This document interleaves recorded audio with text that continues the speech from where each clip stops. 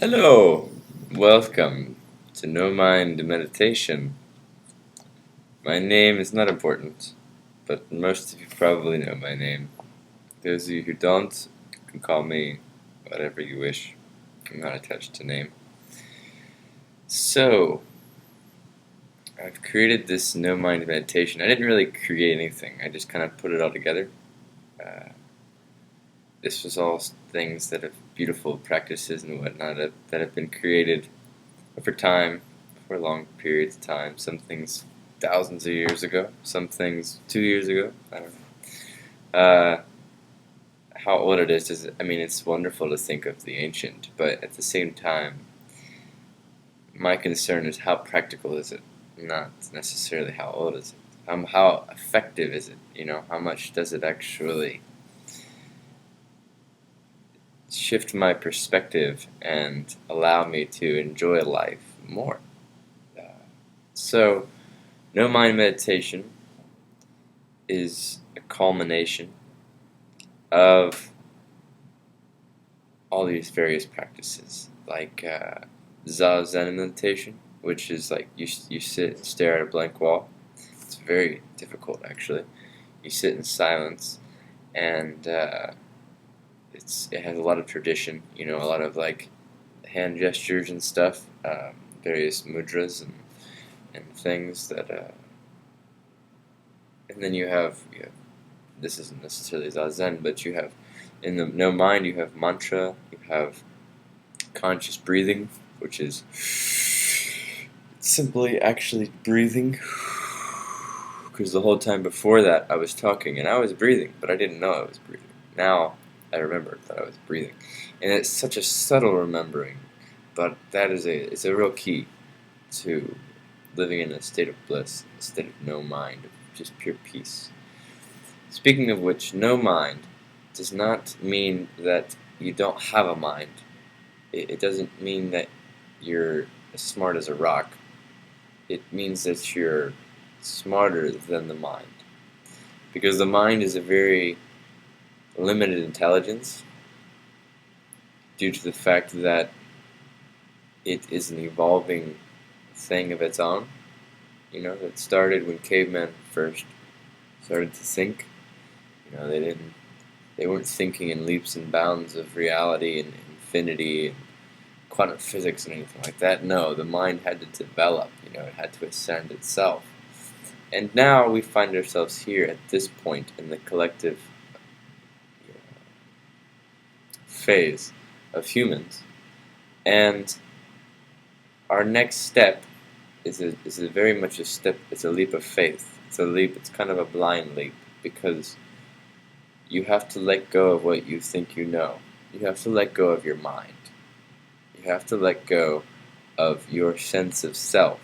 If the foundation of yourself is only what's going on in your thoughts. You're much more than your thoughts. And that's what I wish to help you realize, or help you, it's called self-realization in many forms, many practices. And it's realizing that you're more than just your mind. The mind is a tool, just like this cup here, my daughter's cup. This is a tool, You fill it's empty, and you fill it up with a liquid or a solid, and then you use it, and then you put it down when you don't need it. You don't carry it with you everywhere you go, because if I carried this everywhere I went, I'd be so limited. I wouldn't be able to do many things. I couldn't work while holding this. Even this little cup, this innocent little cup, could limit me so much if I don't learn how to put it down. And that's exactly how the mind works. The mind is time. The mind is, time being past and future. The mind is, planning or going back into your memory, reminiscing, or perhaps learning from your past mistakes in order to not repeat them over again. Because if you're repeating the same mistakes over and over again, you are insane. There's nothing personal about that. It just means that that's the definition of insanity. Doing the same thing, expecting different results. That's insanity. It's not like, oh, you're insane. Most of the time that word has a lot of emotional attachment to it, but the true, pure definition of insanity is simply that. It's simply, well, I walk every day and I'm not getting faster. Well, it's because you walk every day. Change something, Maybe no, maybe don't walk, or maybe walk faster, I say a lot. I'm gonna try to observe myself saying this because I just caught myself saying you know, you know. And this is very much how I teach. I I teach by practicing. I teach by being the example. This conscious breath, bringing my awareness back into my body, and now going back into the subject that I wish to speak of, which is no mind meditation. Why does the website exist? It exists because it is my dream. It is like my ultimate dream of any life I could possibly fathom in this reality, in this lifetime. I want to be a personal yoga meditation teacher, practicing enlightenment, teaching enlightenment.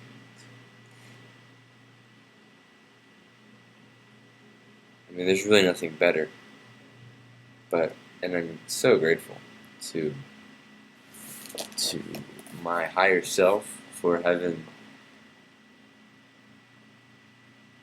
this available, and also to each of you that are giving you kind of sacrificing your own time and energy in listening, and hopefully learning, hopefully gaining something out of this. Although I promise you, if you're looking for anything material-wise, you're probably not gonna make it through this video because that's how priorities work. So, no mind, page number 1, explain. It's a very clean, it's very just to the point what the practices are. And there are more. Those are the ones that that really came to mind at first. But, so 1, I invite you to take each of those and do your own research on them. Figure out what they mean to you first. Then, if you want to go deeper into them, then you can contact me, and I will gladly assist you. I would be more than just glad. I would be honored. Really, because it's at this level of fulfillment. It truly is an honor to be in this place right now and being able to share these things with you. So, thank you. So that's number 1. Number 2, you have the daily lesson.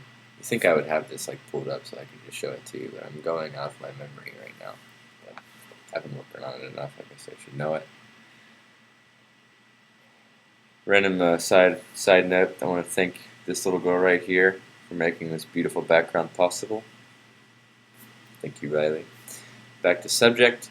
Number 2, daily lesson. It's a blog. It's a running blog, and it's designed to keep you enthusiastic about this process. It's going to have all kinds of very much of a range between small things that I see in society that help me realize where I'm conditioned and how I can slowly chip away at my own conditioning, which simultaneously experience more and more peace. From that side of the spectrum all the way to infinity and deep concepts of quantum physics and the timeless path, and nothing can escape the range, let's put it that way. Only nothing can escape the range. Nothing is actually something, but nothing can escape the range.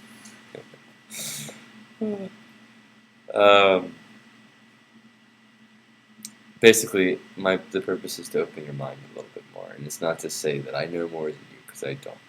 In this whole process, I'm opening my own mind, and that's really why I love doing it, because I'm growing here, I'm ascending, I'm developing in this process.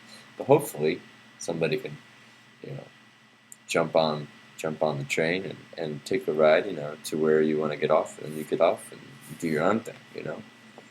Ah, there it is again. See, I caught it. I caught it this time. Number 3. I do have it on my phone right here. Let's see what number 3 is. By the way, the mobile app is not nearly doesn't just do justice to the website as. So I have a little part about what is meditation. Interesting if you're curious. It goes deeper than that, of course, but that's just, I wanted to summarize it in 4 key points.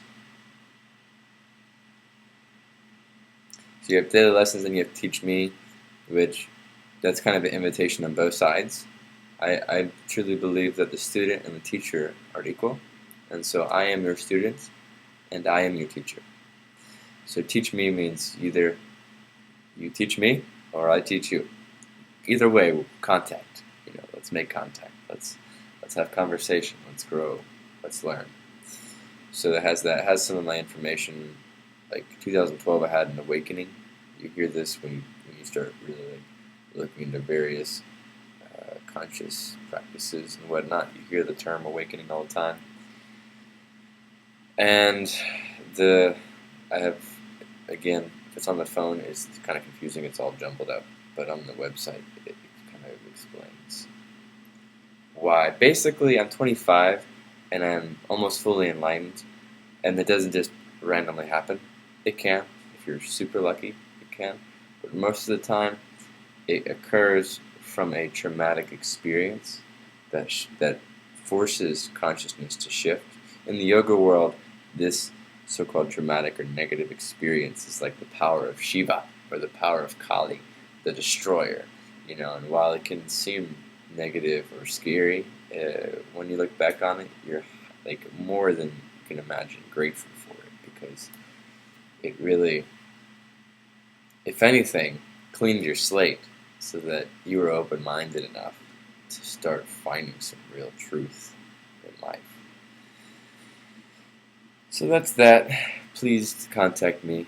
I would love to have a relationship of some kind. Truly.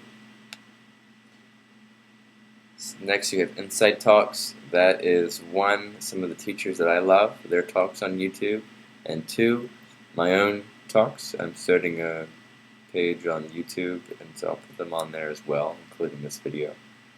And warning to my videos, in case you haven't figured it out already, they're very real, like uncut, and just there's no prompt. Like, I'm not reading off anything. I didn't even think about this before I did this video. I just started dinner, pushed record. Now I'm here waiting for the timer to go off so I can have my delicious salmon quinoa vegetable dinner at it's like 10:30 at night. I did a beautiful meditation. A couple hours today. Sources to the source is the next one. There's my dinner. Be right back.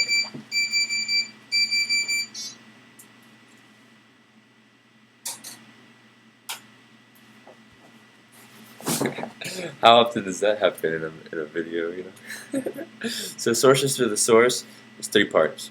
1, it is, I believe I started off with books. I'm going to break it down into tabs eventually, but right now it's just all on one page. So the first page, or the first section of the page, you have different books that have really influenced me. Great example of this is this book right here, Eckhart Tolle, A New Earth. Alright, they're all, actually I'll just show you. This is my house. And those are just a pile of books that I study. The wonderful bookshelf. I take this kind of seriously. Some people have told me I'm addicted, but yes, it's true. I am addicted to spiritual growth and enlightenment. So, source to the source, you have the books. They're right there. That's where they come from. Number 2, I put Ascended Masters and Ascending Masters.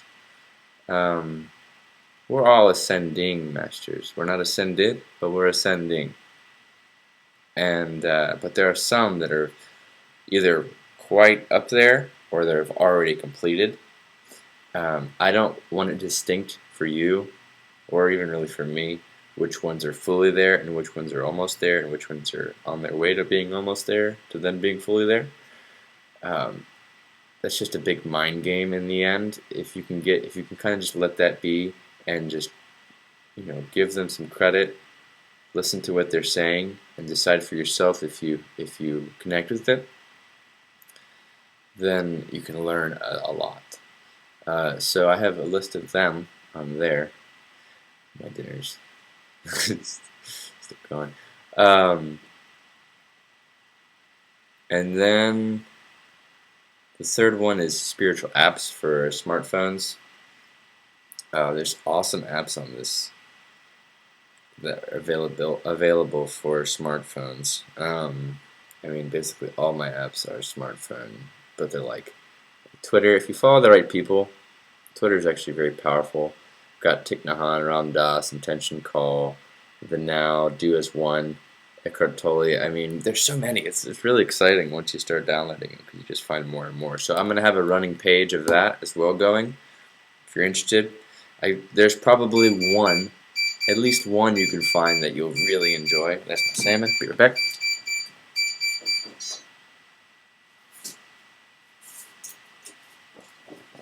Whoop. So that's it. Sources to the source is the last part, I believe. I think I mentioned everything. If not, contact me again. My name is Ryan, and I am so incredibly grateful for having the opportunity to be here and to share, to teach, and to learn.